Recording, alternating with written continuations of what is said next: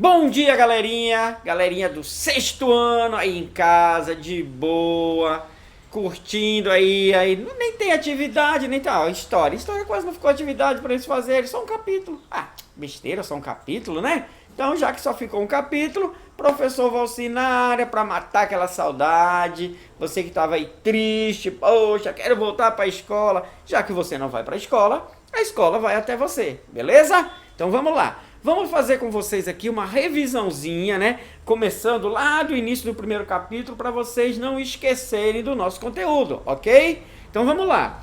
Algumas coisinhas vão estar um pouco diferente aí do que está no livro de vocês, mas é seguindo o mesmo conteúdo, ok? Então no livro de vocês aí nós vamos começar lá na página 3.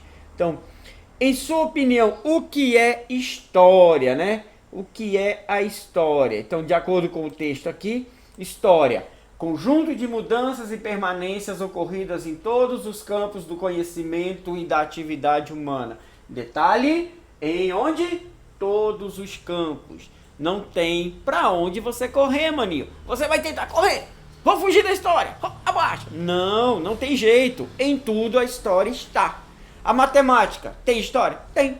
Você tem que estudar lá na antiguidade, os Pitágoras da vida, para tu entender o que tu estuda hoje em matemática. Então, tudo na tua vida é história. Por exemplo, na agricultura, construção de moradias, meio de transporte, comunicação, relações familiares, hábitos, costumes, economia, entre outros. Então, mais uma vez reforçando, tudo que rege a sua vida é história. Ou faz parte da história, ou vai fazer parte da história. Você está aí hoje em casa, de boa, feliz ou não, por conta de uma pandemia, por conta de um vírus. Daqui a um mês, 2 meses, 3 meses, ou lá para o ano que vem, nós já vamos falar do coronavírus, do Covid-19, como algo que entrou para a história. O ano em que o mundo parou por conta de um vírus. Tá certo? Entenderam aí? Pegou aí o olhar do professor Valci, o olhar diferenciado na história? É, nós. Conjunto de mudanças e permanências ocorridas nas relações e atividades humanas ao longo dos anos, chamado de processo histórico. Então, tudo que ocorre na nossa vida é um processo histórico. Porque amanhã, depois de amanhã, mês que vem, ano que vem, século que vem, vamos ter isso tudo como um processo que construiu a nossa história. Então essa imagenzinha tem aí no livro de vocês. Você interfere na história todos os dias, quando vai à escola, quando se diverte com seus amigos, quando ajuda um adulto em uma atividade doméstica. Leia o texto e observe as imagens. Então vamos lá. Todos os homens e mulheres, sejam adultos, idosos, crianças, jovens, ao praticarem suas atividades cotidianas, de alguma maneira também estão fazendo história. E por isso, para os historiadores, todas as pessoas são sujeitos históricos. Então, nós somos sujeitos históricos. Nós estamos participando dos processos históricos. Estamos aí. Tá vendo? Estão trabalhando, estão estudando, então tudo que você faz, você está dentro de um processo histórico. Participando do processo histórico, você é um sujeito histórico. Estudo da história. A história estuda a ação dos seres humanos em períodos e lugares distintos, buscando compreender principalmente as relações entre as diferentes culturas e sociedades. As transformações ocorridas nessas relações são o principal objeto de estudo da história. Se liga na parada. História estuda a ação dos seres humanos. São os seres humanos que produzem a história, são seres humanos que estão dentro do processo histórico, são seres humanos que são os sujeitos históricos, ok? Ah, professor, mas tem os animais, tem, mas é o ser humano que interfere, é o ser humano que age, é o ser humano que produz cultura, é o ser humano que modifica o seu meio ambiente. Então, quem produz todo o processo histórico somos nós, seres humanos. Democracia.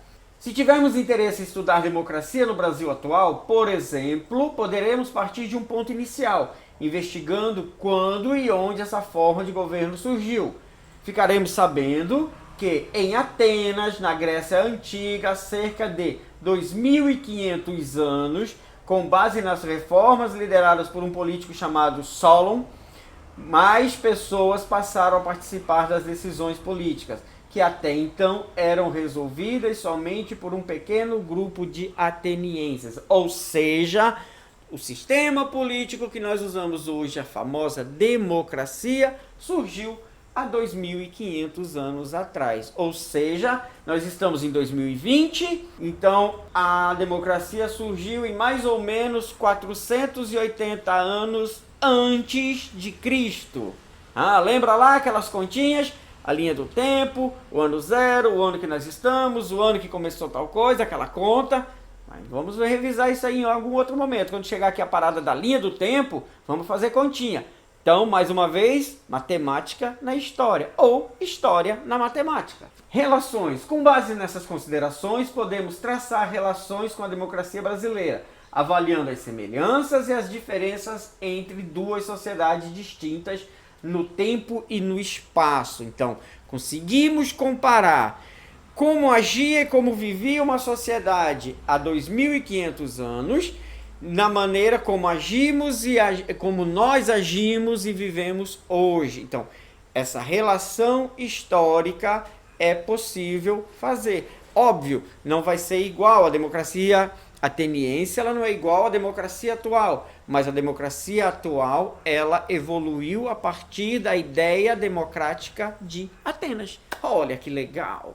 O fogo, o homem fez o fogo. Nós usamos o fogo porque teve um camarada lá no Neolítico que viu o fogo e começou a usar, e depois aprendeu a manipular, depois aprendeu a produzir, e foi um marco para a evolução humana. Mas é isso aí, outro momento também a gente vai ver com mais calma. Show? A memória é formada por todas as experiências que temos ao longo de nossa vida, tá ok? Então vamos ver aqui.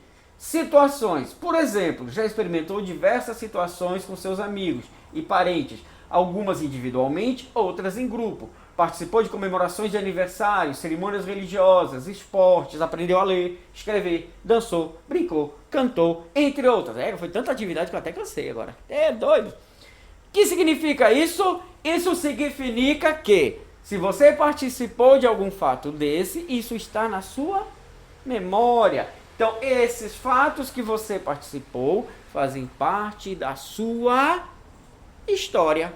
Tá vendo aí? Simples assim.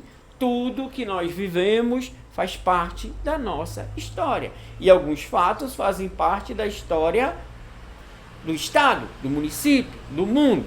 Certo? Memória. Algumas dessas experiências ficarão guardadas na sua memória, podendo ser recordado quando você for adulto e quiser contá-las a seus filhos e netos.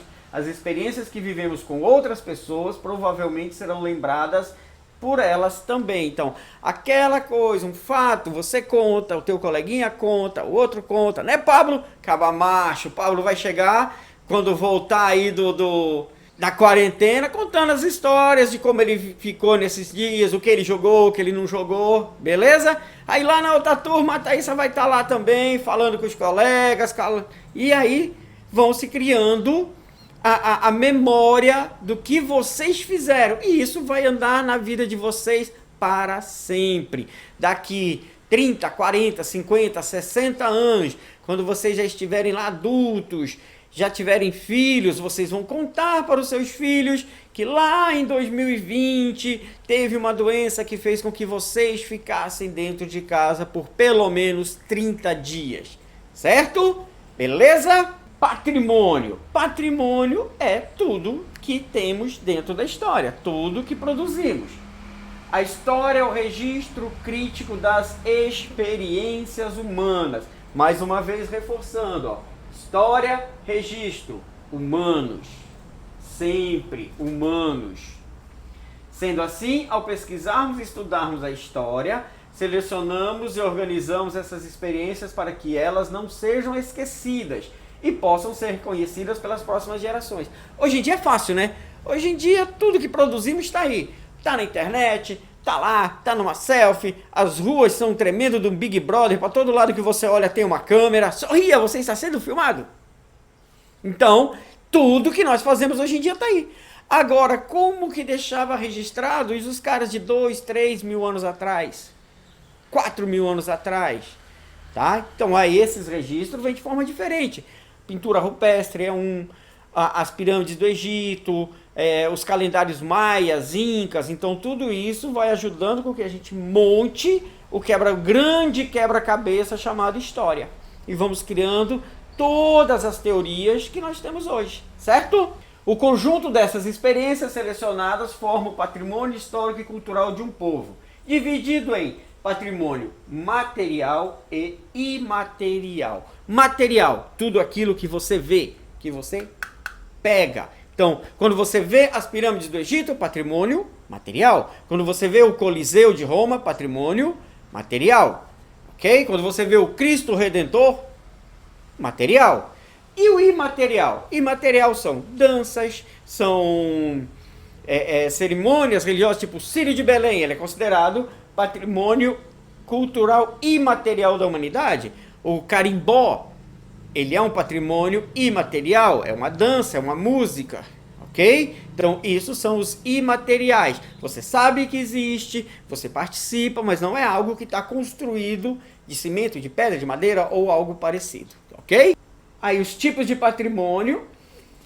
Então, patrimônio material de um povo. Pintura, fotografia, escultura, arquitetura, filmes, livros, documentos. Então, tudo que eu posso pegar.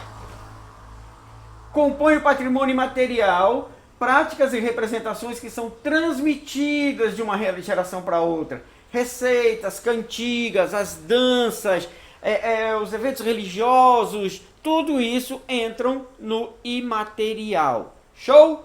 Preservação da memória. A memória de um povo é preservada de diversas formas, ou diferentes formas. Museus, arquivos, instituições. Hoje em dia é tranquilo, maninho. Tá aí, tá na quarentena? Tá aí, tem o que fazer? Tá com internet? Vai lá. Online você consegue visitar vários museus do mundo, inclusive o do Louvre, que fica lá em Paris. Ó, vai em Paris sem sair de casa. Aí você fica livre do vírusinhos. Tá vendo? A importância da internet na tua mão? Pensando que é só para jogar e fazer fofoca, que o que vocês devem estar fofocando aí, só imagino. Mais recentemente, a tecnologia trouxe novas possibilidades de preservação e armazenamento de CD, DVD, pendrive, HD e outros dispositivos digitais. Na sociedade que não desenvolveram a escrita, a memória é transmitida principalmente pela linguagem oral. Muitos povos ainda têm essa maneira de passar a sua história. Eu não digo que eles não escrevam. Atualmente sim, tem os historiadores que vão lá e escrevem a história, mas ainda existem, principalmente lá na África, os guirous, que são aquelas pessoas que detêm o conhecimento de toda a história daquele povo, desde o surgimento até o dia atual. E como é que faz? Quando ele está ficando velhinho, quando ele estiver perto aí de partiu, ele vai ter um sucessor, ele escolhe uma pessoa dentro da comunidade, ele passa todo o conhecimento dele para essa pessoa. Quando ele não estiver mais nesse mundo, essa pessoa vai deter o conhecimento desse povo. E assim, essas histórias, eu dei como exemplo na África, que é o principal local que esse tipo de história é utilizada, ok? Então, galerinha, é isso. Encerrando aqui a nossa primeira videoaula. Não fica triste, não chora. Te acalma aí. Em breve teremos mais videoaulas para vocês, fazendo mais revisões de todo o conteúdo. Enquanto você estiver em casa, já que você não vai para a escola, não se preocupe, a escola vai até você, ok? Vai chegar esse vídeo, a professora vai mandar esse vídeo para vocês, a diretora vai mandar esse vídeo para vocês, mas também vai o link, esse vídeo vai ficar lá no YouTube, você assiste a hora que você quiser, de onde você quiser, onde você estiver, ok? Não esquece, dá aquela curtida, vai lá no sininho, clica lá nele, marca lá para você poder ouvir a sinalização quando o professor Valci colocar outro vídeo. Quando tu estiver lá de bobeira, o sininho, opa, professor Valci na área, tá lá outro material para que você não fique desatualizado do conteúdo de história. Ok, galerinha? Um abraço e até breve.